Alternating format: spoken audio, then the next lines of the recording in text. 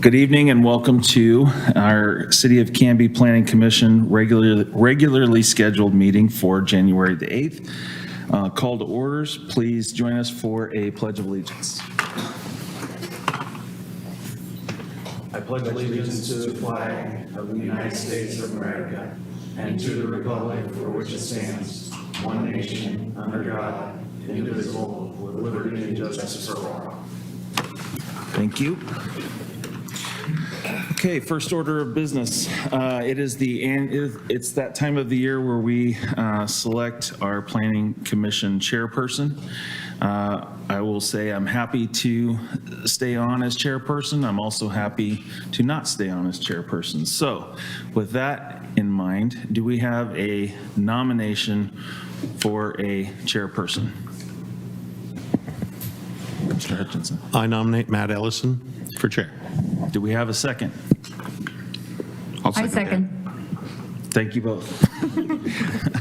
All right, and Dawn has stated that we need to do a roll call vote, so we'll start with Ms. Driscoll. Mr. Driscoll? Aye. Aye. Welling? Aye. Aye. Aye. Aye. And Mr. Roche? Aye. Thank you all very much. The ayes have it. 7-0. I'm back in. Thank you. All right, here we go. First consent item, we have. Vice Chair. Oh, thank you so much. So we also have to do the same process for the vice chair, which is currently Commissioner Ewert. Do we have a nomination for vice chair? I nominate to keep Dan in that position, Dan Ewert. Very good. Do we have a second? I'll second. All right, roll call vote. We'll start with Commissioner Driscoll. Aye. Aye. Aye. Aye. Aye. Aye. Clean sweep again. Congratulations, Mr. Ewert. You're staying on as my vice chair. Outstanding. Great job, team. Here we go. On to consent items. We have the draft meeting minutes for August 22nd, 2022. I'm going to turn it over to Don. He's got a revision to discuss before we move to adopt that. Thank you, Chair Ellison. On page, excuse me, on page 4 of the August 22nd, 2022 minutes, number 7 should read, Chair Padden shared that the revision made to the Heritage Landmark Commission bylaws were approved. And then it goes on to say, however, council did not accept the change to allow more than 3, should be added here, more than 3 members to reside outside the city limits to join the Heritage Landmarks Commission. So the add here is more, council did not accept the change to allow more than 3 members was added to reside outside the city limits. And that's the only change on those minutes. Very well. Okay, do we have a motion then to adopt these meeting minutes with the revision as stated previously? Mr. Chair, I make a motion that we approve the draft meeting minutes of August 22nd, 2022 as submitted with the changes that Planning Director submitted tonight. And do we have a second? I'll second. All right, and we have quorum. We have Mr. Ewert, Mr. Hutchinson, Ms. DeRoche, and myself to pass these meeting minutes should we choose to. So we'll start with Commissioner DeRoche. Do you approve? I approve. So do I. Aye. Aye. Very well.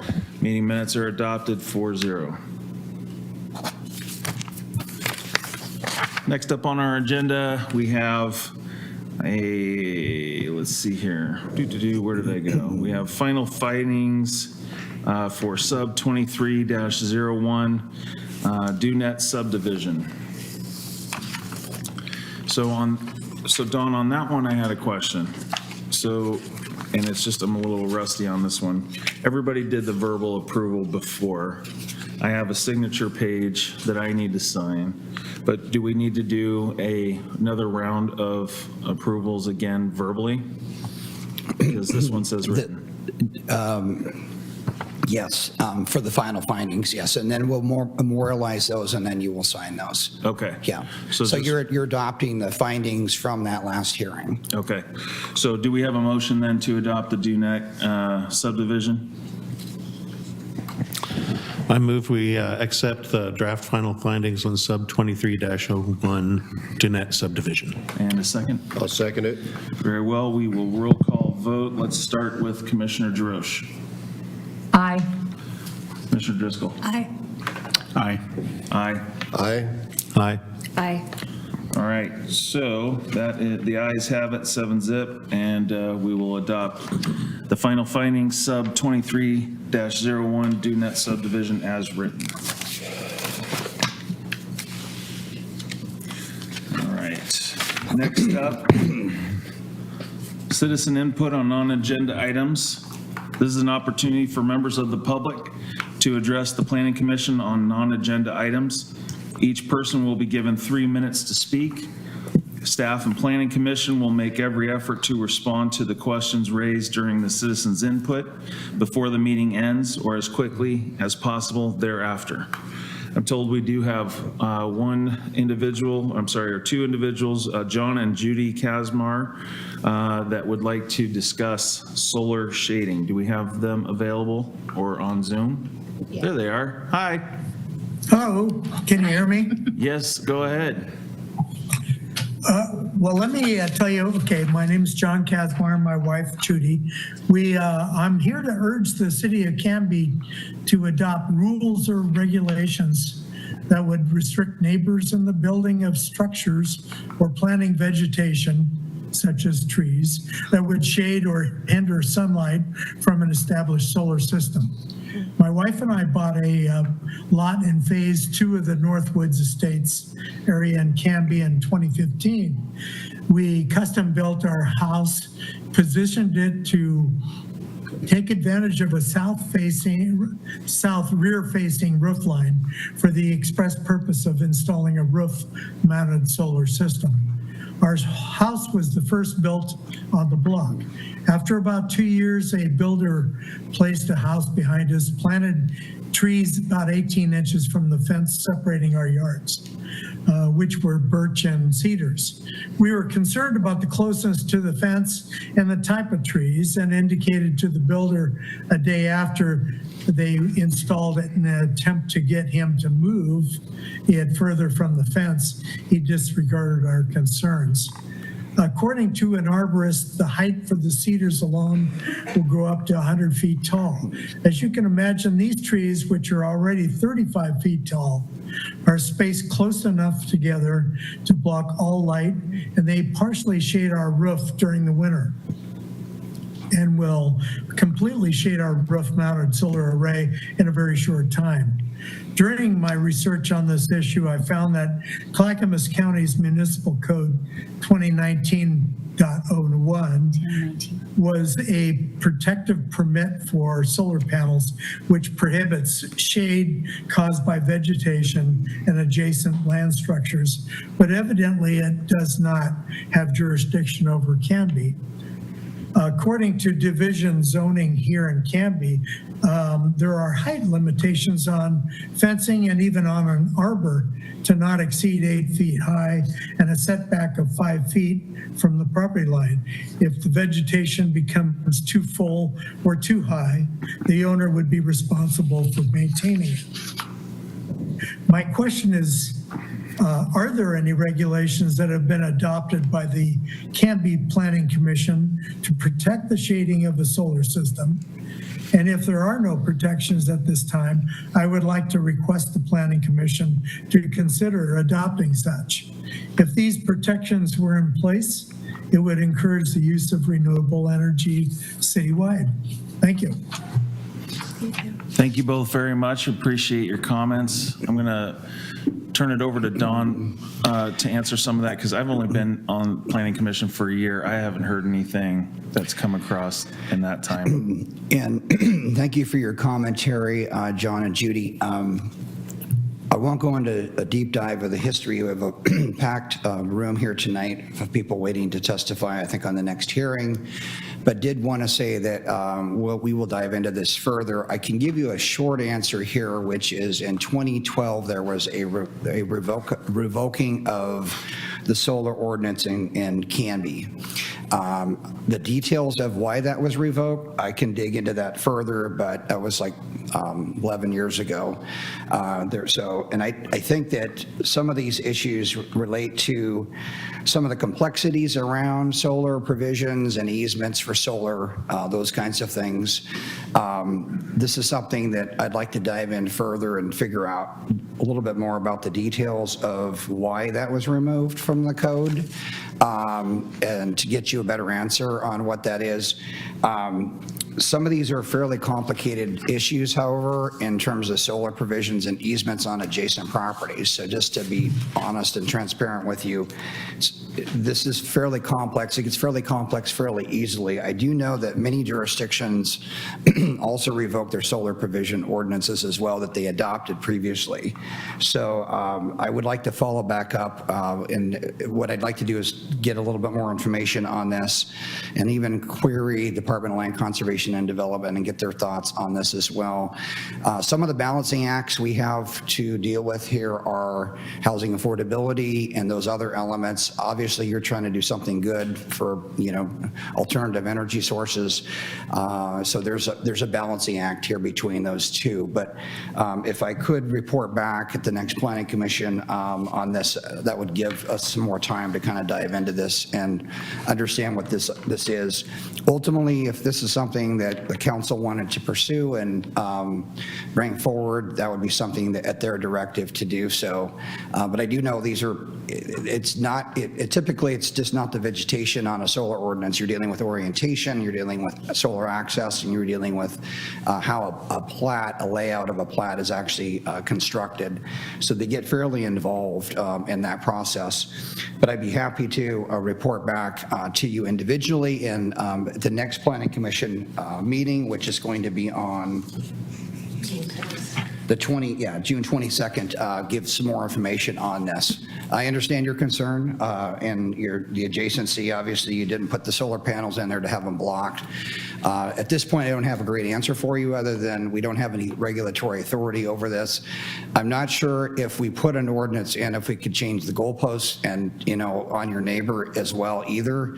So meaning that retroactively changing the standard. I think this is something we'll dive into further though, but that's probably the best answer I can give you at this point. Thank you. Okay. Appreciate it. Thank you both very much for your comment. We'll move on to new business. There is none. Now we'll get over to our public hearings portion of the meeting. This is a legislative public hearing format. Tonight there is a matter before the hearing body that requires a public hearing. All interested persons in attendance shall be heard on the matters. If you wish to testify on these matters, please fill out a public testimony card and give it to the recording secretary. When your name is called, please step forward to the microphone at the front of the table. State your name, address, and interest in the matter. For longer presentations, proponents and opponents may buy time from one another. In doing so, those either in favor or opposed may allocate their time to a spokesperson who will represent the entire group. All questions must be directed through the chair, that's myself. Any evidence to be considered must be submitted to the hearing body for public access. All written testimony received both for and against shall be summarized by staff and presented briefly to the hearing body during the staff report. The public hearing will be conducted as follows. Staff will have 5 minutes to present the questions, if any, by the hearing body or staff following that. The chair will open the public hearing for testimony. The applicant will have 20 minutes to present, proponents 3 minutes, opponents 3 minutes, and then rebuttal period for 10 minutes. Chair will close the public hearing, take questions, if any, by the hearing body, and then discussion by the hearing body. A decision shall be made by the hearing body at the close of the hearing on each matter, or it will be continued to a date certain in the future. This will be the only notice of that date you will receive. Does anyone have any questions about the procedure of the public hearings? Seeing none, we will go ahead and turn it over to our Associate Planner, Emma Poricolo, to present on Clackamas County Fairgrounds Multipurpose Building DR 23-03/CUP 23-01. Thank you, Commissioner. Good evening, all. Tonight we are here to discuss the Clackamas County Fairgrounds multipurpose building that is subject to a design review application and a conditional use permit. To orient you to the project site, we are looking at the Clackamas County Fairgrounds, which I'm sure most of you are familiar where it's located. It's at 694 Northeast Forest Avenue. What is proposed is a 44,000 square foot multipurpose building. And as I mentioned, it is subject to a design review as it is a new building, which triggers a design review. And it is subject to a conditional use permit. We have considered the use a major public facility as it is owned and operated by Clackamas County. And as Clackamas County is a public entity, it qualifies as a major public facility, thus triggering the conditional use permit. Here is a general overview of the project. Let me see if I can get this to work. In the middle of this large tax lot here, that for the purposes of the applications I've labeled as the primary lot, is where the proposed building is located amongst the existing fairgrounds. What I've called the campus for this application, the campus is referring to all the tax lots that comprise the fairgrounds, which are all outlined here in black. So you have the primary tax lot here. You have several accessory tax lots for parking, so down here across Northeast 4th, and some accesses, as well as some up here to the north. This tax lot here is also included in the application because a new rain garden is proposed up here, and so those are here and referred to as the subject properties. The site is zoned R1 low density residential. As the last time I was here was the Public Works facility. As you know, many of the city's facilities that are public or pseudo-public facilities are zoned R1, and we don't really have a better zoning for that. So the site is zoned R1, surrounded by R1 and R2 residential zoning, as well as an industrial pocket in the kind of southeast corner and across Northeast 4th. That is zoned M1 light industrial. So the existing conditions of the site, the fairgrounds is an existing site currently operating. It has been at the current location since 1909. It is used for a variety of events throughout the year, from small meetings to larger events such as the Clackamas County Fair. Currently, there are seven buildings at the site that are used as event spaces. Previously, there was a livestock barn on the site that was demolished in 2014, and as you can see on this map here, that shows the existing conditions. It was generally located in this area, which there are now temporary tents that have been used in place of the livestock barn. And I'll get into that importance of that barn in a minute. So the application scope. So this application is a new building within a site that has been located there for over 100 years now. It is so the site is considered a pre-existing legal non-conforming use as the fairgrounds. Given its date, it predates most or all city policies. It has never received a full comprehensive look from a land use permitting perspective, so that we believe that most of the site is pre-existing non-conforming. This application itself is for a new building, and so this application is focusing on the impact and the new building as itself, with the acknowledgement that it works into the other pieces of the site that are considered legal non-conforming. So the proposed project is a 44,069 square foot building. The building is to be used for various uses, hence the name multipurpose building. It is to be used as a livestock barn, an assembly space, a vendor display area, a show arena, and potentially a gathering space in the case of a catastrophic event. The building will replace many functions of the former livestock barn that was previously demolished and will be located generally in the same location. And so this slide here gives you a little bit of a comparison of the livestock barn that was previously there, was 48,000 square feet and had a maximum occupancy of approximately 3,000. There has been temporary tents in place since that barn was demolished that have functioned essentially in the same way as the livestock barn and met similar capacity. The new building will be 44,000 square feet with 31,000 square feet of event space. Maximum occupancy is estimated to be 2,695. However, the applicant has stated that they expect that their maximum occupancy for the building will be a little bit lower for events, closer to 2,000, that they will fit, the amount of people that they would fit in the building. The building will have full heating and cooling abilities. It will not operate at full capacity during the fair, so it will operate the same way that the livestock barn fairly has operated during the fair. And staff's concern was if there is what does the impact look like if you operate this building at full capacity when the site is operating at full capacity? And so we worked through that with the applicant to get a better understanding of that. The applicant, the fairgrounds, does estimate approximately 5 new concerts with attendance capping around 2,000 will happen each year with this new building. So these are some of the plans proposed for the building. This just is a close-up of the area of impact and the new development that's proposed. There's some asphalt surrounding the building, some landscaping areas, new ADA parking, and some lighting around the building. This is the floor plan of the building showing the multi-purpose area. There will also be small office spaces, as well as storage and restrooms. This image here is the elevation showing the building design.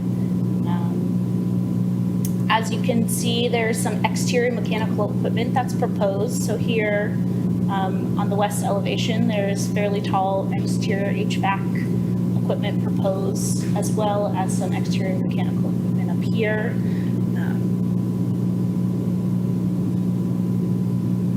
And this is more showing kind of color and materials that are proposed for the building. These are the applicable criteria for the application. Off-street parking, the zoning requirements for the R1 zone, signage, lighting, site design review, the CUP application, general standards and procedures, as well as application procedures. So first, I'd like to start off with reviewing the consistency with the conditional use permit criteria. The first criteria is that it complies with the comp plan and the development code. As demonstrated in the staff report, the proposal complies with the development code. It also is supported by comp plan policies. This is a big economic asset to the community, which is a comp plan policy. An EOA policy, which is in turn part of the comp plan, is to support agritourism, which this proposal would do. The second criteria is that the characteristics of the site are suitable for the proposal. Given the historic use of the site, that this is consistent with the historic use of the site. We believe it is consistent, as well as it is in a favorable location on the site. It is not, up against the property line that's adjacent to the single-family homes or the residential properties, excuse me. It is, somewhat more in the site away from these property lines. Public facilities and services can be adequately serviced. The site, as an existing operating site, is already serviced by most or all utilities, and where upgrades are required, those will be approved and reviewed by said provider. The last criteria is that the proposal will not substantially alter the character of surrounding areas. And so for this criteria, I focused on several areas of impact that I saw with the proposal. The first one being building usage. Again, as I previously mentioned, the building will be fairly consistent with the existing use and function of the site. The building is not going to be used to its maximum capacity, being there being a 2,000 person event every single day, or to maximum frequency. It will be consistent with what has been going on. The design of the building, the coloring of the building is similar to what you see on the site already. And the metal exterior is similar to the structures in the industrial area to the southeast. Although not consistent with the residential properties neighboring the site, those properties are well screened with mature landscaping on the site to the north and the east property lines. The exterior mechanical equipment that I pointed out earlier is also screened by that landscaping as well. Noise, the mechanical equipment was a concern for noise for Dawn and I, and we were concerned that that would be a frequent noise impact, and so we had the applicant evaluate that, and they determined that the equipment will not exceed the maximum noise permitted at the property lines, and that meets the noise code. And then events at the fairgrounds are exempt from the noise code. And then on the next slide, I will get into parking and traffic impacts. So we had the applicant complete both a traffic and parking study in which they evaluated the conditions during a 2023 multi-day concert. For context here, this is a very unique site and unique use that has not been looked at before comprehensively, as I mentioned. So there is, no parking standard in our code for this type of use specifically. As also in terms of traffic, there is no ITE code specifically for this type of use. So we kind of had to evaluate what was there and what was happening on the ground to understand, is this being met? Do we see a need to increase increase the amount of parking in order to accommodate this proposal? And so the applicant's evaluation took a look and monitored both traffic and parking during this event, and they determined that there would be no increase of traffic generation during peak hours, and that the existing street system is sufficient to accommodate the proposed building. They also determined that existing parking was sufficient to accommodate the attendees. The parking was not fully used during the event. There was an abundance of extra parking during these events.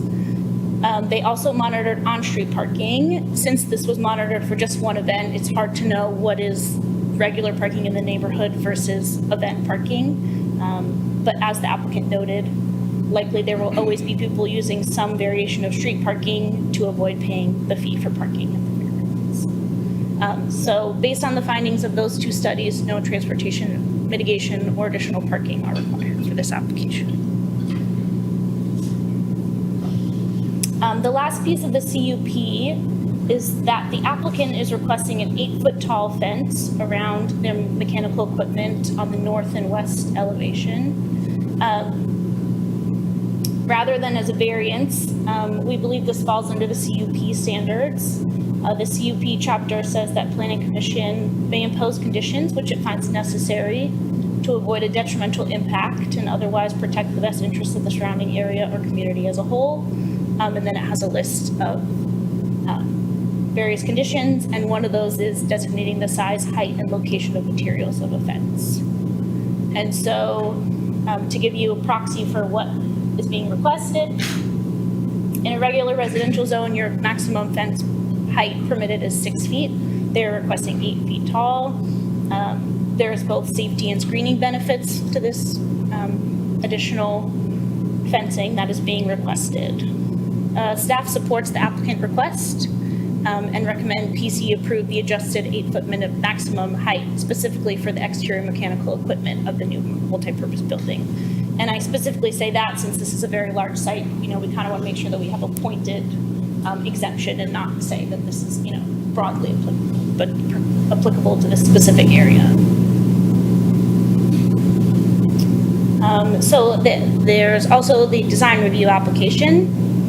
The criteria for the design review application are consistency with the design matrix, The proposal meets the design matrix and the number of LID or low impact development points required. What is not mentioned in the staff report that did not get included is that the building materials, there was 2 points given for the metal building, but there is actually a 4-foot CMU base around the building. So although that does not add additional points, that was not included in the application, and that is something to note. The other is compatibility with the vicinity. I touched on this a lot in this UP criteria, but the color is similar to the buildings on the site. The metal structures are compatible with the buildings in the industrial area that is neighboring, and the residential areas are well screened. The landscaping, meeting the landscaping requirements for the site already greatly exceeds our minimum landscaping requirements, and new landscaping is being added. Lighting, no new street lighting is required, and new lighting on the site will meet the LZ2 standard, which is typically required, or is not typical of residential areas, but given the use, we saw that as fitting for this site, or for this. Last, we have a couple of tweaks to our conditions of approval that I wanted to propose and recommend to Planning Commission to adopt. You can see here on COA number 2, we've requested that there be a monitoring parking study done after the building is built. And so this is just some language tweaking that requirement, basically rather than at a maximum event, be during a full occupancy of the new building. COA number 3, there is one tree that was identified to be removed, and this is just cleaning up and making sure it's clear that that tree is not lumped into this CUP and that it is exempt, because the applicant has already identified that tree is to be removed. And the last one, there are still some discussions with, the next steps are the utility and service providers review the future iterations of the plan, and so it's still, those plans are still being figured out, and so this COA is to give a little bit more leeway, or leeway is not the right word, openness to approve alternative approaches, which Canby Fire ultimately has the final say of. And so we've just added in install a new water line to the property or otherwise attain approval from Canby Fire. So based on all this, the staff's recommendation is to approve the application, DR 2303 and CUP 2301, subject to the identified revised conditions of approval. So subject to the revisions that I have. And that concludes my presentation. Thank you, Emma. At this time, do we have a spokesperson for the applicant that would like to come and speak?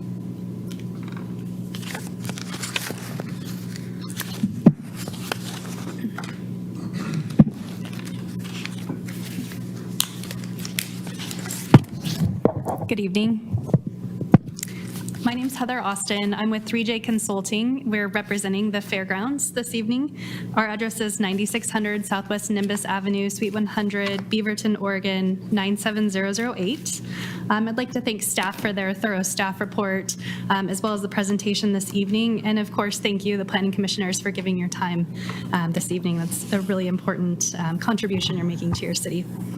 The presentation tonight will outline, as staffs did, the proposal for the new multi-purpose building at the Clackamas County Fairgrounds and Event Center. And afterward, we'd be happy to answer any questions. I'm accompanied by a great team this evening. We have Phil Worth from Kittleson and Associates, who actually will join me in a moment to talk about traffic and parking in a little more detail. Aaron Murphy from 3J, Brian Crow from the Clackamas County Events, Brian Dolchin from LRS Architects, and Stephen Blomer with Clackamas County Facilities. And I believe we have a couple of folks on the Zoom call as well, Laura Oxen with 3J, and Steve Milam with LRS Architects. So a big team to answer all of your questions. Next slide, please. So this, I love this slide, I love these pictures. The fairgrounds have been a significant part of this community for over 100 years. In 1907, the Fairgrounds and Event Center was established, and in 1909, the main property was purchased by the county. The first permanent buildings were built over 100 years ago in 1924, or right about 100 years ago, when the old livestock barn was built on the site. As Emma mentioned, heavy snow fell on the roof of the old livestock barn and created structural issues, resulting in the barn being decommissioned in 2014. In 2018, a master plan for the site was completed, and many of the participants in that process emphasized the importance of a balance between preservation of the historic traditions on the site and the need for the modernization of some of the aging facilities. Next slide, please. With the old livestock building in mind, and the recent memory of the 2018 and 2020 summer fires that caused animals and fowl from the surrounding community to evacuate to the fairgrounds, the fairgrounds was awarded a grant to help with project costs to construct a new, modern building that will serve the community for decades to come. The Fair Board hopes that this new building will do everything that the livestock building was able to do and more, and it will create a space that the Canby community and Clackamas County community at large will be proud and excited to call their own. Proposed in the same location as the previous livestock barn, we hope that the building will be a welcome new chapter to the fairground's ongoing story. Next slide, please. And Emma mentioned the site, and I know you're all familiar with it. It's such a large site in town, but it is on Northeast 4th Avenue to the south, between Pine Street and Locust Street on the east and west, and 10th Street to the north. Next slide, please. This is our aerial view of the location where the new building is shown sort of in the middle, a little up to the upper right. It gives a good idea of the scale of the building to the rest of the site.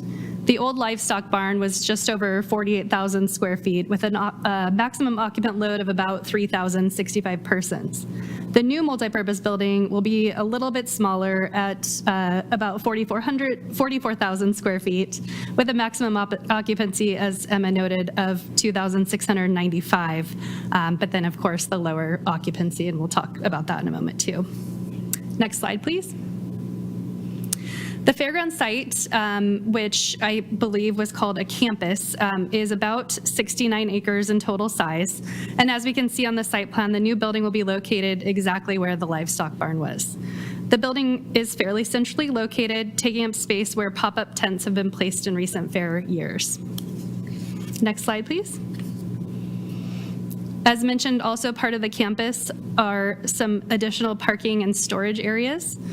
These tax lots are shown in blue and red at the bottom of the site, as well as uncolored in to the north and to the east.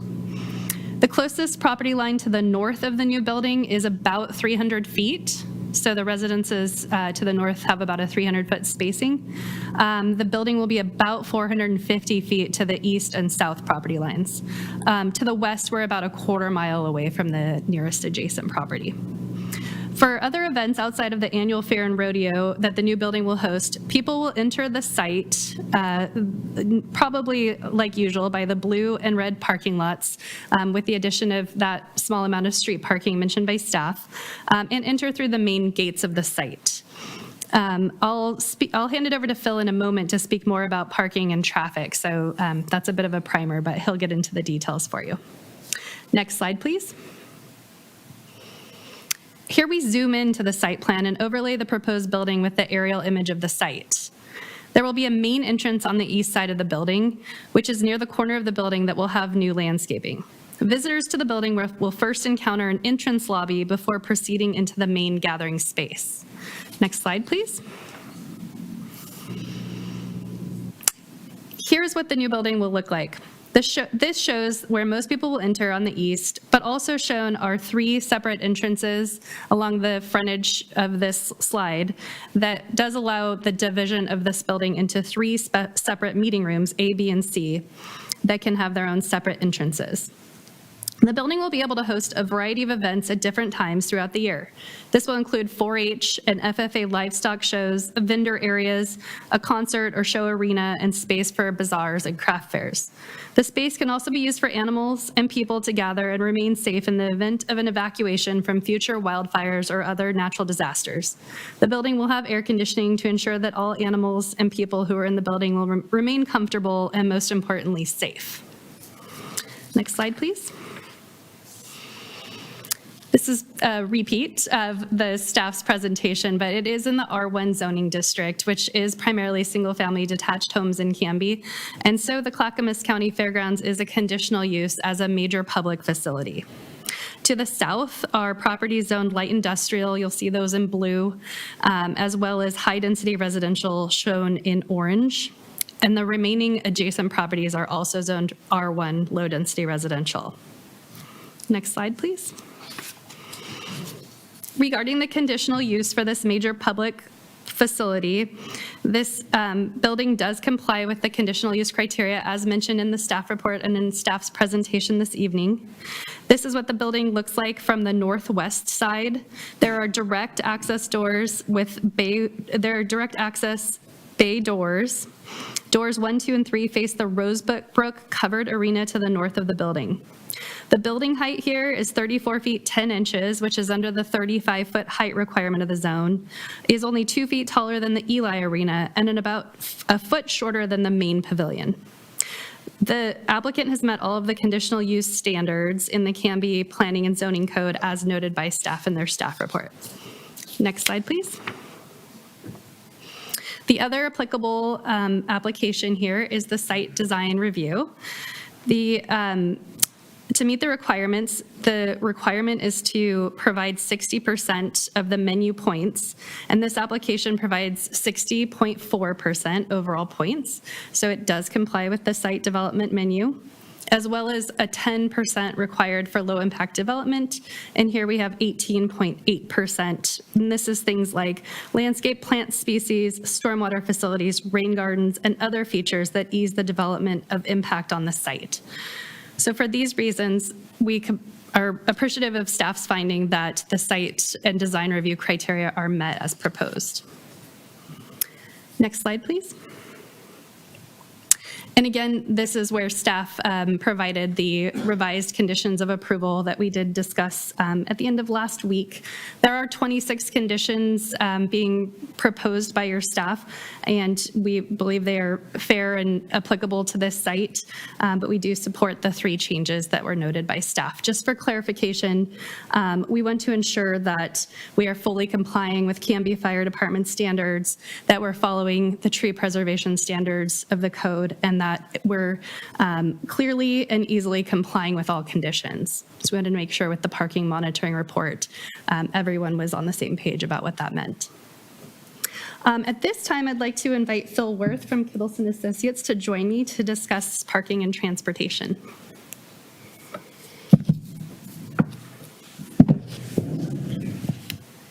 Thank you, Heather. My name is Philip Worth. I'm with the firm Kittleson & Associates. We have an office at 851 Southwest 6th Avenue in downtown Portland, 97204. Next slide, please. Again, just a quick aerial view of the site. The red circle is around the development site, trying to set you up with a perspective on the traffic and parking analysis that was provided. Next slide. What we're highlighting here is the larger site, really putting it in the context of the 4 study intersections that we were required to analyze, 2 on Ivy, one at 3rd, the others at Highway 99, the other 2 on Pine at 4th, and then again at Highway 99. Under all of the conditions that we were required to study, we found those 4 intersections to operate acceptably. That's under existing conditions, under conditions when events are occurring at the fairgrounds, and then under what was deemed a maximum event for the purpose of the study that included full occupancy of this building. So under all of those circumstances, on a typical Friday evening and a typical Saturday evening, we found the system to operate acceptably. Those are the key findings from the traffic impact analysis. Next slide, please. This slide highlights for you the locations of the major parking areas that serve the fairgrounds. Heather referenced the blue and red lots to the south of the main entrance. You see to the west the large yellow lot that's often used during the annual fair that occurs there, and then occasionally to the right or to the east, the orange lot, and ultimately the last one on the north side. This represents 2,525 parking stalls. And demand for that amount of parking has not occurred, but the closest we get to that is during those annual fair events. During a maximum event in this building, we find that the parking located in the red and blue lots, which is approximately 1,025 spaces, is more than adequate to accommodate the peak demand that would occur at this building. And in fact, we did a special study to address the parking concerns where we measured demand in the building during a concert event that was nearly 2,300 participants in the building, or on the site, I'll say, and then measured the parking demand in the red and blue lot. That demand of approximately 2,300 patrons on the site nowhere near resulted in a full occupancy of the parking in the red and blue lots. So suffice it to say, there's more than adequate parking on the site to accommodate full demand of the parking facility.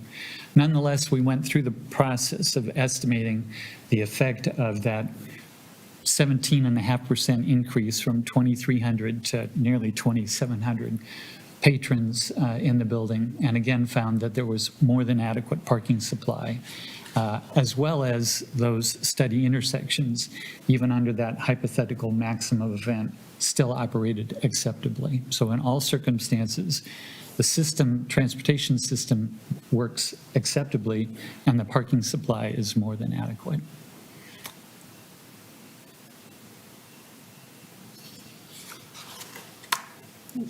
Next slide, please. Next slide. Thank you. Yeah.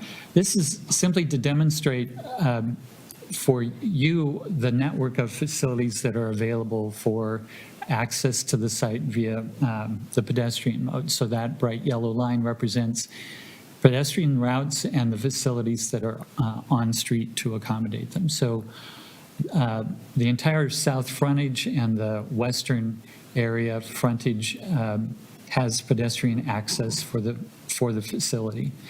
In addition, you see the blue line, which represents the on-street striped bike lanes that are along the frontage of the site. This is important because we're always striving to accommodate other modes of transportation, providing access so that people have choices, in this case, how to get to the fairgrounds and to this new feature of the event center. Next slide. And that is all we have prepared for you this evening. We'd like to thank staff again for their recommendation of approval and their staff report, and we fully support the proposed conditions of approval with the 3 small modifications noted previously. Thank you again for your time this evening, and we'd be happy to answer any questions. Thank you both very much. Great presentation. I'm going to open it up to the Planning Commission body for questions.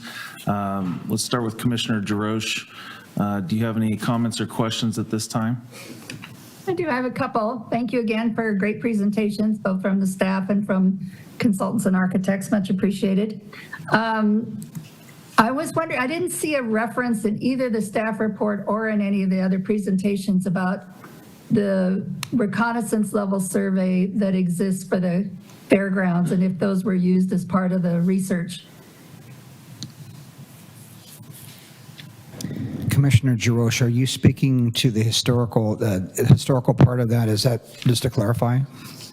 Well, just in general, the whole reconnaissance level survey that was contracted by the city for the fairgrounds, if that was reviewed. I'm not sure. Yeah, go ahead. Judy, I'm not sure exactly the study you're referring to. There was a 2018, or sorry, I don't know the correct year, but there was a what was called a phase 1 master plan from what I've seen, that was high level. That was not a land use master plan, but was kind of a site master planning, the phase one of it, which was not included in the application. I took a look at it and didn't see anything that felt like it needed to be brought into the report or added Right, to the that's not what thank you, Emma, but that's not what I'm referring to. This is a study that the city contracted for. It was completed in 2021. The city does this on occasion. They hire that out to consultants who do very comprehensive studies of certain areas, and the intent is that then those studies are reviewed when development may occur in the areas that are included in the study. And so it was from 2021, it was contracted by the city with consultants who performed very detailed work on the, all of the, it's kind of an inventory, if you will, with very detailed information on the site. And that detailed information also goes to the state and is entered in a state database. So I think we're talking about two different things, but it doesn't sound like that was reviewed, if I understand that correctly. And Commissioner Jarosh, I believe you're correct. The one clarification I'd just like to make is I believe that these were all temporary structures, tents in particular, that were removed. So I don't believe there were any buildings that are proposed to be removed that, other than the barn that got removed in 2014. Does that help at all? I did notice, I agree with you, Don, it's tense and yeah, great. But I thought I saw mention of another little, some sort of a structure that was attached to one of the tents. It wasn't a tent, it was like an office or something. And I just didn't know what that was. But I agree with the sort of the spirit of what you're saying, but really the reconnaissance level survey, part of it is to make sure that we're thinking about, the impact within the existing complex beyond just a specific building or tearing down a specific building. It's really about preservation. And that's why those surveys are performed. So maybe we have a little different idea about what the value of that, why the city contracts to have those done. They're not cheap, by the way. So, but yeah, there's some other little building, if somebody could help me with that besides the tents, which makes perfect sense to me. I think we'll turn that over to the architect, Commissioner Jarosh, on the structure because I'm not sure what that is. Okay. May I respond, Chair? I'd like to ask a member of my Please. team to please come on. Right. It may not be important, but it is something besides the tents. It was some other little structure. And I was looking to see if there was a picture of it. I looked myself to see if I could figure it out, but I couldn't. Yeah, thank you for the question. So during the times when we operate the county fair, we hire a mobile office. We bring in a mobile office that sits adjacent to the tents. Okay. Yeah, that comes in for a month and then goes away. Okay. So it was listed in the report as being removed, I guess, which is fine.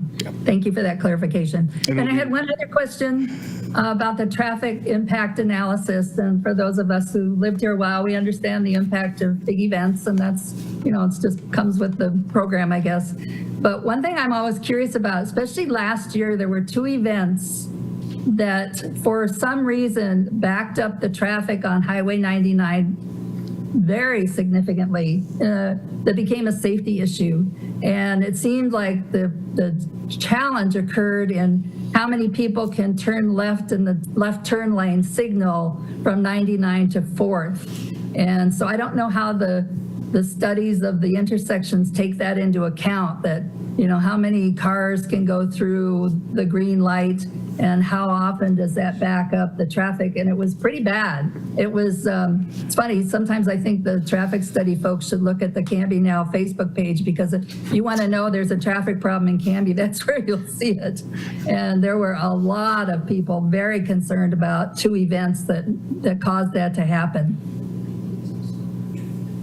So I guess my question is, how do we study the impact of these signaling, the timings of signals or something? Yeah, well, it's a great question, especially because you can anchor it in direct experience. I wish I knew exactly which event it was and when it occurred. But in the context of the way we did our analysis, again, we first identified what are the peak 2 days, a weekday and a weekend. What are those 2 peak days in a week when your traffic is, generally speaking, the worst during the peak hours?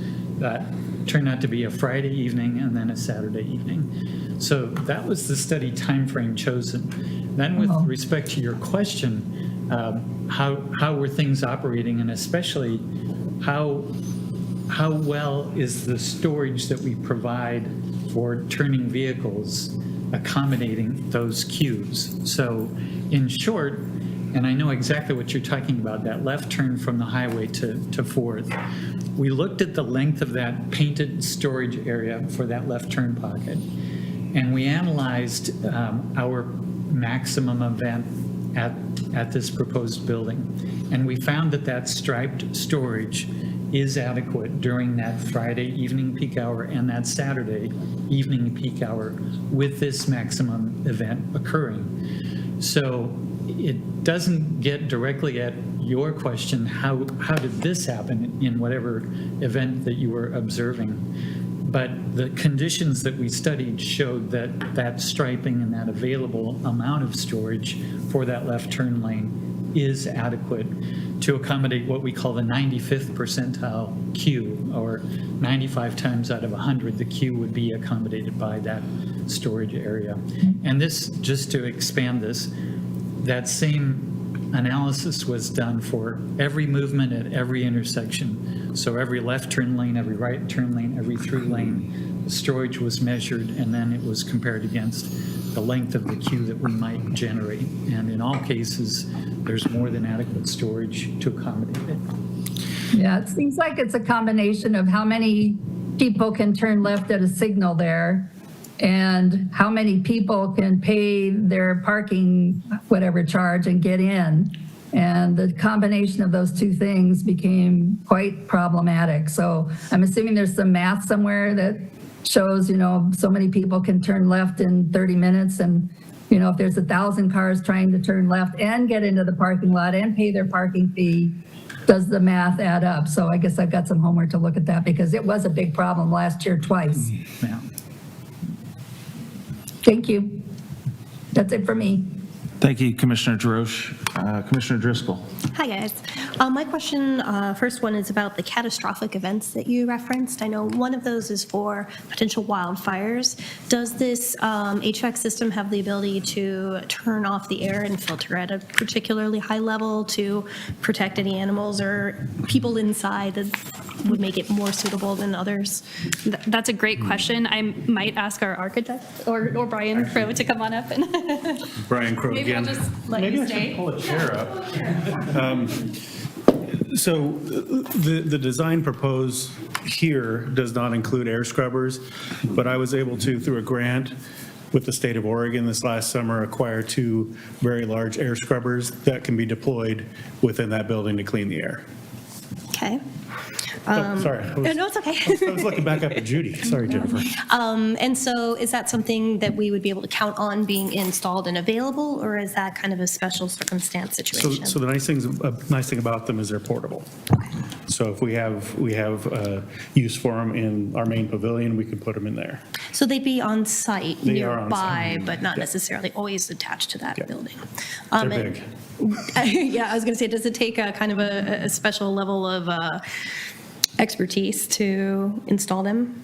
Just plug it in the Just wall. plug them in. Love it. Flip the switch and they work. Yeah. Okay, so a different kind of catastrophic event. What's the seismic rating on these buildings? Are they supposed to be particularly adept for that kind of circumstance? I believe it's a type 3. Am I accurate? That sounds Yeah. What does a type 3 cover? It'll still, from, maybe the architect should come in and answer this, but from what I understand, the type 3 will still remain standing in a seismic event. If it was a type 4, it would still be occupiable. Okay, so standing in a type 3 is up to a certain level of Gosh, earthquake? that takes someone who's way smarter than me then to know that. I'm just Maybe kidding. somebody who's way smarter than me, I suppose I should bring a picture. Okay. So basically, we can expect it's not going to collapse on anybody, but it might not be safe to be in. Correct, that's correct. Yeah, Okay. the level 3 seismic has to do with, like Mr. Crow was saying, that the structure is able to stand up but not necessarily be occupied.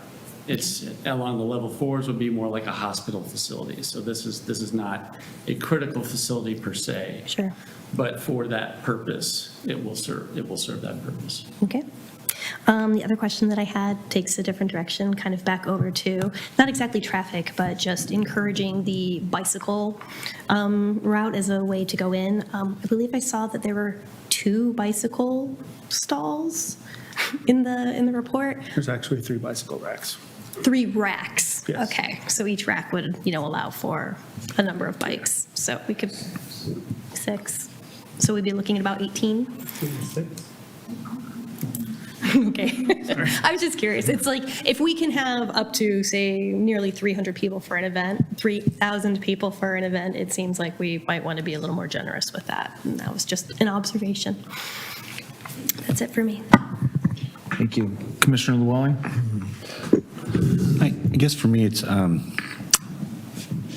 think these fairgrounds are a unique situation in the city of Canby. It's kind of their parachute, so to speak. Was this, when looking at this building, did we look at this at 30,000 feet and think about the future of what those fairgrounds could be? And I'm really thinking about this in terms that I'm concerned about the transportation component, kind of what Judy was going. And maybe it begs the question, we really get back to our transportation system. But I think these fairgrounds offer a lot of potential for the city of Canby for future growth, and it could bring in bigger events that could also help the downtown revitalize much better than it has in the past. So my concern would be, have we looked at this at 30,000 feet down the road, as other buildings get remodeled, maybe replaced, that type of thing? Does that make sense? 2018, the Fair Board, concerned citizens all came together to develop a master plan for the site. And so that's really the North Star for everything we're doing. We do realize we're landlocked. So we can't grow the number of people that come to Fair just because of the limited parking. We did 103,000 people last year came down for Fair. So the only place to go is up. So if we want more parking, we're going to have to build a parking garage. But that master plan really is the North Star that we refer to when we're continuing to develop the property. And with the changing habits of people and the changing environment, it's a living document. So it's something that, we're going to revisit here again in a couple of years, most likely, and take another look at, where the world is, how people react to events. So the other side of that is, so our maximum event, the fair, we probably won't get much bigger than what we are right now, self-regulating. But the frequency at which we do other events can, especially with the development of this building, can increase. I think the great thing about it, it's our one climate-controlled building. And during the winter, there's not really a place to go on our campus that we can house 2,000 people for an event out of the elements. So that's where this, I think, helping with the growth of tourism within Canby, agritourism, and better serving the citizens of our area, this building is a linchpin in that process.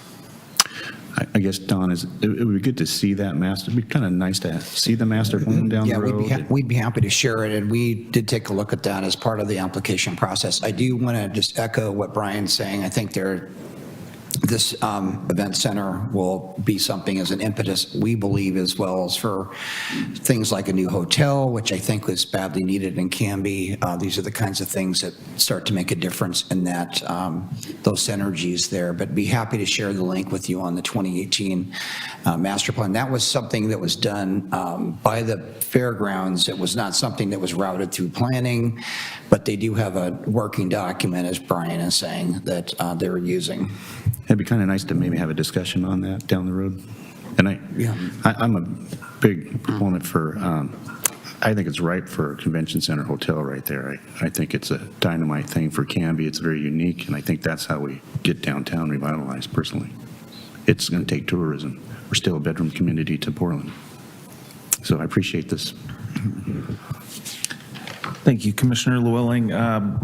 Back to Judy's point, I think the two events, if I'm not mistaken, because I got caught in that traffic, one had to do with a dog show of some sort, and it was like a mad dash to get in before showtime, and it was actually both directions, east and west, that was lined all the way up 99 heading east, and it was back through town coming from the west into it, for what it's worth. And I think the other one may have been Hairfest. I can't be 100% sure on that, but I don't know what the options are for us to have, like what Clark County Fairgrounds does, where they bring in state and county to direct people onto the freeway and get them the heck out of there. They kind of change some directions on the road just to maximize efficiency. But I did get caught in that one, and that was a son of a gun getting through, but it was all good. It all worked out by noon. Great presentation. It was more likely the Renaissance Fair. Ooh. So the 3 weekends in Might have June, 7,000 people on Friday and 7,000 people on Saturday. Yeah. So Funny, I was thinking it was the Christmas light thing, but I don't, I wish it was the Christmas light thing. Is that the one where they hit capacity and people had traveled from out of town and couldn't get in? That was 2 summers ago. Okay. Yeah, that was right after I started here. So one of the things I implemented after that debacle was a couple of policies that if your event's over 3,000 people, you'll provide me a traffic management plan that I have to approve. Additionally, we don't allow people to sell events like the Renaissance Fair. I required them to sell a limited number of tickets per day and not sell a ticket that you could come any of the 3 weekends. Because when it rained the first 2 weekends, everybody wanted to come the third. Thank you for that, and really appreciate the information and the thought that went into the presentation. Nothing from me. Commissioner Ewert, do you have anything to add? So I think that what is going to apply here more than anything else is build it and they will come. I think it's a great idea. But I really, really think that somehow you guys are going to have to expand and not just say we have enough parking, because people don't want to pay for parking. And so people park in the neighborhoods. They park in Millar Tires parking lot. They park in, what is it, Rite Aid parking lot. They park wherever they can do to not pay that, whatever it is, $3, $5, $10. I don't know what it is, but they don't. Now, I'll be the devil advocate here. During the fair, I park on the other side of the fairgrounds, okay, in the neighborhoods, to stay out of the traffic. It's not that I don't want to pay it, it's just that I don't want to deal with the traffic. And so I was a little disappointed in this plan that it didn't stretch out and say anything about reaching out to state police, county police, and getting them out there on 99. We've had fatalities. The other thing that wasn't even discussed on this was the train. The train stops things in Canby, brings it to a screeching halt. And we had, was it 2 years ago that we had a young person killed by the train, trying to get across quickly. Now I realize that that's not within your purview to do that, but it kind of is too. And you're a county thing, and you're in Canby. And so it's the Canby people that are sitting in the traffic. It's the Canby people who are getting their kids run over on the train. And so I was a little disappointed that we didn't stretch this thing out and say, we actually do see a problem. We want to build this building. We want to bring more people in. That's all great. It helps our economy and everything else. But again, I go back to our livability. And I realize that it's only the fair, Hairfest, Renaissance, But you build a building like this, and places like this are few and far between in Clackamas County, and people are going to want to come here, which is great. Spend your money, go home, that's wonderful. But we got to keep everybody safe. So I was a little disappointed, actually I was more than a little disappointed that this didn't give some kind of a plan, that we didn't do just the bare minimum, okay, as far as traffic was concerned, as to what actually is going on when you bring that many people in all at one time. And we didn't discuss the train, the neighborhoods, the fact that people don't like to park, and so on and so forth. So I love the project. It's great. It really is crummy that the fairgrounds happens to be located where it's at, because you are landlocked, you're right next to the railroad tracks, all the above. And you may have enough parking to handle the events that you plan on having, but we also have to kind of stretch ourselves just a little bit out of the box and get to what do people do? People don't want to pay to park, so they are running across 99, running the red lights and so on and so forth. So I would have loved to have seen some kind of a program that you guys have thought out to mitigate this dangerous situation that we've got going on. And I didn't see that in this. So love the building. It's all great. Would have been nice to maybe see the building not be quite so utilitarian, and maybe fit a little bit more of the 1900 fare that we have had here for so long, and the buildings that this is taking their place. But that's not necessarily a key thing. It just would have been cool. But I think keeping people safe is the biggest drawback to this project, and it's a big one. And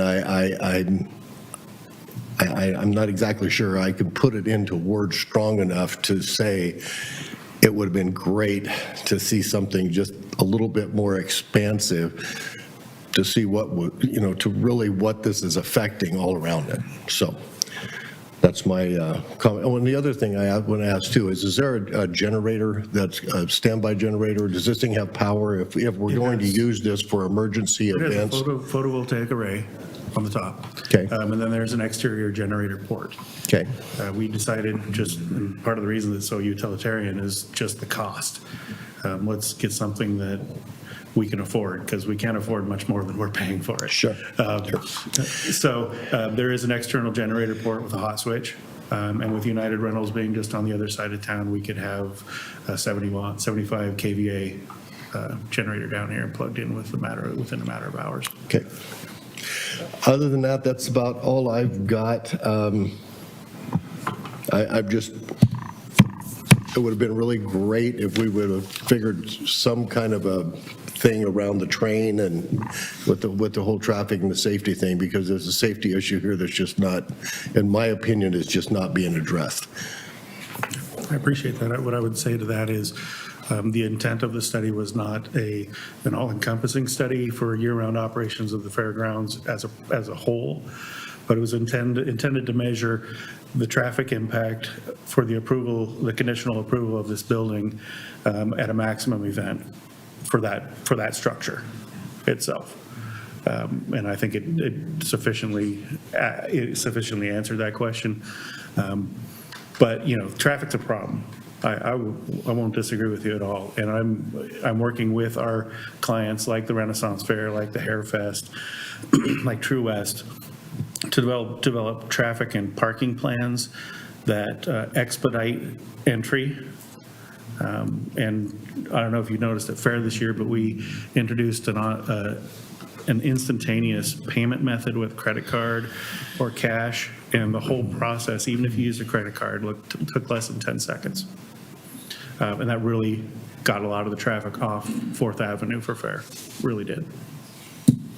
And technology is advancing, and we're trying to be smarter at what we do. Thank you. I appreciate it. Commissioner Hutchinson. Hello. So So these air handlers are fairly standard in that they have filtration in them, and the scrubbers that you were talking about are augmentative to that? Okay, I have a lot of experience with those, and so I was pretty sure that was the case. Along with that, modern models are quite quiet. Staff will be happy to know. I know you checked that, but I'm fairly sure that any road that you check that sound level from will be louder than the air handlers themselves. Don, did you not say at one point that Pine Street is at or over capacity as an intersection, that the state is looking at it as something to improve in the future? It's close. I think just maybe to reemphasize Phil's points, this was reviewed by ODOT. It was reviewed by DKS, a consulting firm that city uses. ODOT took a look at it as well. We did not treat this lightly, and I think Phil would acknowledge that. They went through a pretty rigorous process to determine turning movements, et cetera, and it is not failing. And ODOT agrees with that as well. So I think the critical thing, I think, here is that to Dan's point, which is, I think, that's, like, I get the safety globally issue. The exacerbation of the conditions out there was our baseline, that they could not exacerbate the conditions, parking or traffic. And I believe Kittleson proved out in their studies that in fact was the case. And ODOT concurred with that. Well, I agree completely as well. I was just floating forth the point that at some point, I think things are going to improve there. I mean, Yeah, I don't think that intersection is going to stand the test of time, even independent of this building. And I appreciate the fact that when the building is built and the fair is going, it's going to be mostly filled with animals as opposed to people, so it won't be running at full capacity then. And I think that mainly what we're talking about here is a concert site in the middle of winter with vendors and such is probably going to be the biggest kind of traffic issue that we have there. And I fully expect that if there's a car accident or some other snafu like that is really going to be the mitigating or the, factor as far as getting to the venue and getting out of the venue and as far as jamming up the area. So I just wanted to kind of bring that point that I think that the problems that we have with that intersection, those problems days are numbered to a degree. And I would not disagree. In fact, there's a study, and this was not reflected in the applicant's materials because they're unaware of this, but there's a study to try to alleviate that junction where 4th and Pine connect and that weird intersection there right before the railroad tracks. That's being studied to provide some sort of alternative relief there. Timing, et cetera, is unknown, but that is being looked at. Excellent. And one other issue, I noticed there was a mural referred to 4 different places in the application. Where is that? So the intent is to put it on the 4th Street side of Horning Hall as a representation of the past, present, and future of the Clackamas County Fairgrounds. So maybe not so white, but not right away. To something other than that. Okay. Thank you.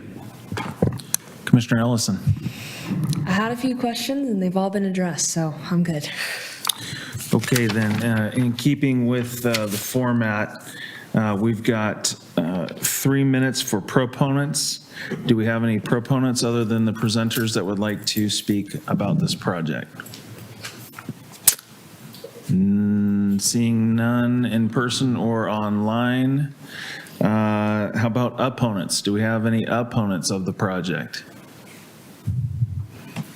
None in person or online, which I would say we don't need a rebuttal then, so we can move right into the closing of the public hearing, or the portion of the hearing, and we will now deliberate amongst ourselves and talk about this project. So, any thoughts, Commissioner Driscoll? Anything you want to discuss about the project? No, I'll wait. Okay, Commissioner Llewellyn.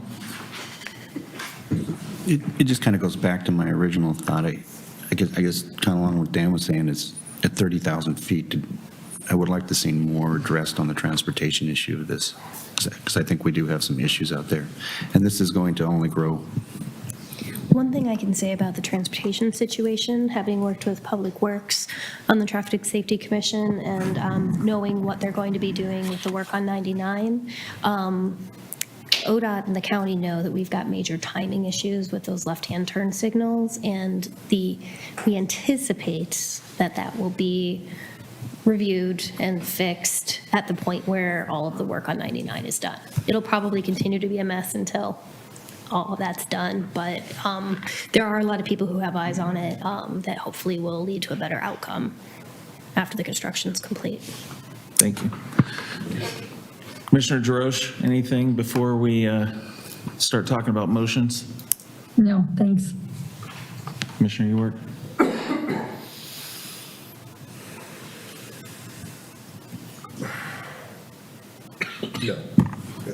Commissioner Hutchinson, anything else? Nothing further, thank you. Commissioner Ellison? Not at this time. Okay, so at this time, I think I will entertain a motion for Clackamas County Fairground Multipurpose Building, DR 2303, CUP 2301. Does the motion need to be with revised conditions? Yeah, go ahead. Sorry, give us a sec here. I think you need to add in the motion with the revised conditions identified in the. Yeah, in the presentation, what you saw in the PowerPoint, yeah, those. Yeah. CO1, CO2, 3, and 7? Correct. Yes. CO2, 3, and 7? Yeah. Okay, so I will entertain a motion for Clackamas County Fairgrounds Multipurpose Building, DR 2303, CUP 2301, CO1, I'm sorry, 2, 3, and 7. So moved. Oh, you took the easy way. I Do we have a second. second? We have a second. All right, very well. So we will take a roll call vote. We'll start with Commissioner Jarosh. Aye. Commissioner Driscoll. Aye. Commissioner Llewellyn. Aye. Aye. Commissioner Ewart. No. Commissioner Hutchinson. Aye. Commissioner Ellison. Aye. The ayes have it, 6-1. The project, Clackamas County Fairgrounds Multipurpose Building, DR 2303, CUP 2301, and CO 2, 3, and 7 approved as presented. Thank you. Okay. Chair Ellison, I think folks are probably going to largely leave here unless they were interested in my report. Can we give them a sec to? Couple-minute break? Yeah, let's take a. All right, we will take a 5-minute recess. Okay. Thank you.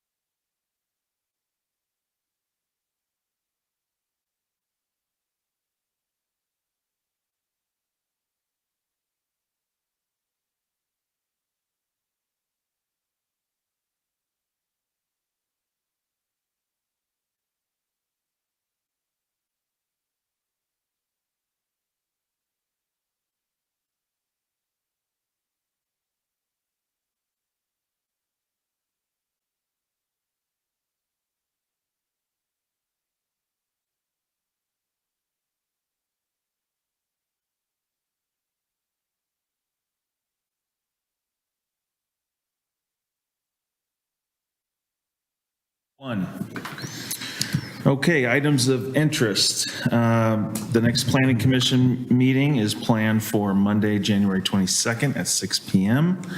And we also have a Planning Director's update. Don, take it away.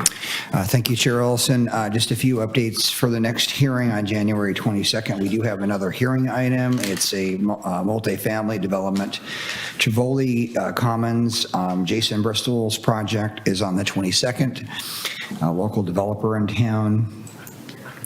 I have a few other things, and some of these you'll have to bear with me. I'm hoping we will stay with the schedule, but there's kind of some evolving discussions we're having with Department of Land Conservation and Development as well on a few of these. But I'm hoping that we would have a retouch on housing efficiency measures on February 12th, which would be, again, focusing a little bit more on what the current code allows. I think I kind of skipped that step, which I don't think was helpful in understanding our code, and I'm going to repeat over that to get people up to speed, like what does it allow now, what might be allowed. I'm not sure if there's a real clear understanding of what our current code allows versus what it doesn't. So that'd be February 12th. February 26th, I'm hoping we have a hearing on housing needs analysis and housing production strategy. Again, that's the one we're getting some more input from Department of Land Conservation and Development on that. And then the next hearing would be March 11th, which would be another housing efficiency measure discussion. That would be with our consultants again for that. More near term, and I really would highly encourage you all to attend January 24th, 6 p.m., our next community summit, Baker Prairie School, January 24th, 6 p.m. That last summit was extremely well attended. We needed a bigger facility, and I really would appreciate if you guys can all put that on your calendars to attend that.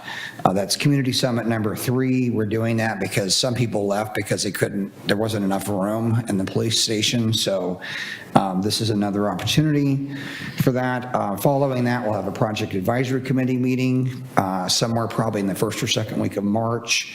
And then we'll have another listening session with the property owners in the study area that are outside the current urban growth boundary. That will probably be in March as well. Those have not been scheduled yet.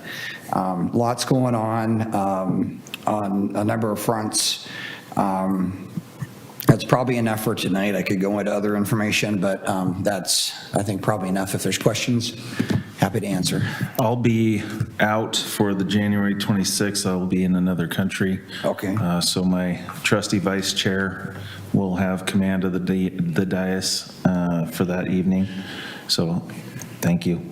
And then, there was some talk about that master plan for the fairgrounds. Yep. I think everybody feels the same way, that we'd all like to have access to that sooner than later. And if it could be emailed out to all of us, that would be phenomenal. Yeah, there's a link, actually. It's pretty easy. I can't send you the entire doc. It's huge, but I can send you the link. Okay. And I'd like to see a discussion during this whole process of looking at the comprehensive land use plan. I'd love to see a discussion on that master plan, how that would fit in the entire thing. Really, it's a part of this whole thing. And if someone might be able to identify the plan or the research effort that Judy brought up.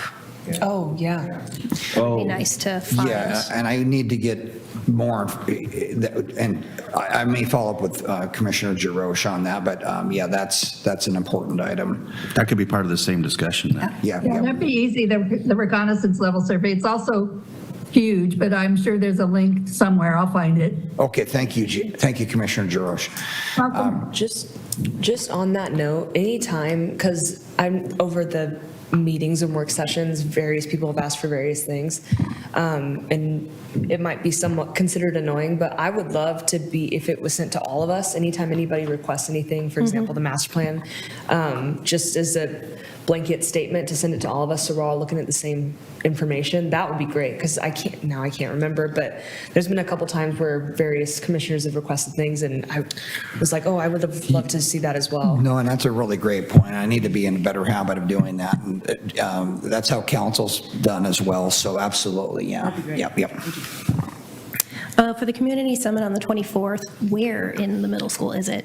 Is it going to be like? I think it's going to be in the library? cafeteria. I will confirm that as well, but I'm, yeah. It's called Commons, yeah. Thank you. Do they have seating in the commons area, or is it a standing event? They have seating. We will be investigating this. That was something that came up today, is like, I want to make sure we have chairs, and I'm pretty sure they have chairs. Like, yeah, standing is not acceptable for 300 people or 200 people. Is this going to be a similar format to that last one where everybody's doing those projects Yeah, together? we'll have into the mapping, groups? and that's the other reason we want to go out there, is to look at the table sizes. The maps actually fit the tables, and it will be, I mean, it'll be a repeat for those people that have done it before, but I mean, to be honest with you, I think it's good information. We'll have more of a presentation. Last time it was just kind of overwhelming, to be honest with you. I could not believe there were still people coming in at 6:15 and the room was full. I mean, it was kind of crazy. And you're always going to get different results with a different group of people too, so it'll be interesting to see what common themes prevail and what else gets brought up. Yeah. Yeah, and that's part of it. So, I mean, we're trying to get the consensus, and obviously, with the folks that are in the study area that are outside the city, that's brought in a significant number. I mean, it's large. I mean, those folks talk to each other, and so they've obviously created a conversation around that. Okay, any other items of interest or guidance No, from anybody that's about it. anything? That's it. I'm happy to send on the information, though, and great point, as I get that, so that everybody has the same information. That'd be great. Thank you. Commissioner Deroche, anything from you at this point? No, I mean, I'll send Don the information about the reconnaissance level survey for the fairgrounds, but just a pitch about that. So the city over the years has contracted with historical consulting firms and done very detailed inventories, if you will, of different neighborhoods, so that when understanding of the impact, because there's a lot of things that make a city livable. Certainly, we want these new big facilities, and that's awesome, but they also know that a lot of things that make cities livable is a bit of the heritage part of it and the traditions. And so you always want to understand just the impact, not that changes what we do necessarily, but that's part of what these studies do. And again, the city's been contracting for them. They're not cheap. They reside in Jamie Stickles' department, but I'll make sure that we all get the one for the fairgrounds. But there are multiple that exist for different areas in the city, and I think there's another one in the works right now. So follow up for me. I'll do that. Thank you. Thank you, Judy. And no, I didn't want to pick on Emma because she obviously didn't know about it, so it's not her fault it didn't show up in her report. So. Anybody have anything else? If not, I guess we can entertain a motion to close. I move that we close the meeting. I second. All in favor? Aye. All right. That will do it. Thank you, Canby. Good night.